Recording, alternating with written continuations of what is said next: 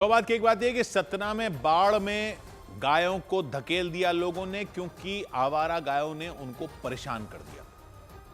तो उनको मरने के लिए बाढ़ में धकेल दिया, मर भी गई कई गायें। जबलपुर में तो एक किसान ने उसके खेत में उसकी फसल को खाने पहुंची गाय को अपने हाथों से रॉड से अधमरा कर दिया। सतना में जो लोग पकड़े गए उनका नाम बताया गया बेटा बागरी, रवि बागरी और रामपाल चौधरी। और जबलपुर में गाय को मारने वाले का नाम मनशा राम। रवि बागरी, बेटा बागरी और रामपाल चौधरी नाम इसलिए नोट कर लो क्योंकि देख लो, हिंदू हैं, मुसलमान नहीं है। गायों के साथ क्रूरता करने वाले ये सब हिंदू हैं, लेकिन आवारा गायों से सब परेशान हैं। गाय को माता मानना तो ठीक है, लेकिन माता को पालने तो कोई आ नहीं रहा। गायों को बचाने वाले उनको सिर्फ मुसलमानों से बचाने आते हैं। सिर्फ मुसलमानों से बचाने आते हैं क्या? इन लोगों से गायों को कौन बचाएगा? और उन लोगों से कौन बचाएगा जो गायों को आवारा छोड़ देते हैं जब वो दूध देना बंद कर देती है? जब तक गाय दूध दे तभी तक उसकी पूजा करनी है, तभी तक वो माता है। उसके बाद उसको छोड़ देते हैं, कहीं से भी कुछ खाने का अपना जुगाड़ बना लें। अगर उनको गौशाला तक पहुंचाना है तो कहां हैं इतनी गौशालाएं? और किसी गाड़ी में भी नहीं ले जा सकते उनको गौशाला तक, क्योंकि जैसे ही किसी गाड़ी में जाती किसी गाय का पता चलता है तो उस गाड़ी को और गाड़ी वाले को गौरक्षा के काम में जुटे लोग पकड़ लेते हैं। गोहत्या की कोशिश का इल्जाम लग जाता है। गोहत्या से तो बचा लेते हैं, लेकिन बचाने के बाद कौन पालेगा गायों को, इसका भी तो कोई हल निकालो।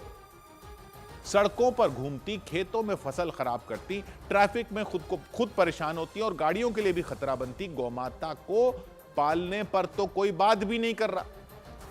गौहत्या की कोशिश के आरोपियों के साथ क्या सलूक करना है यह बताने तो सब आ जाते हैं, लेकिन अगर गायों को गौशाला में ले जाना है तो वो कौन ले जाएगा यह क्यों नहीं तय किया जा रहा? जब तक दूध दे रही थी तब तक जो मालिक था, क्या उसको यह करना है?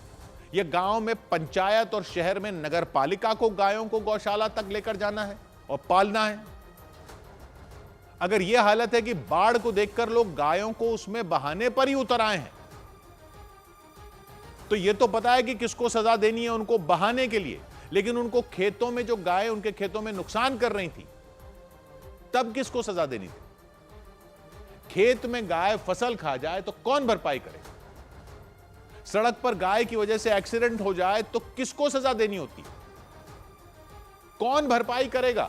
गौरक्षा के लिए बनी टीमें भरपाई करेंगी, या नगर पालिका करेगी, या पंचायत करेगी, या वो करेगा जिसकी गाय है या थी? कैसे पता चलेगा किसकी गाय थी?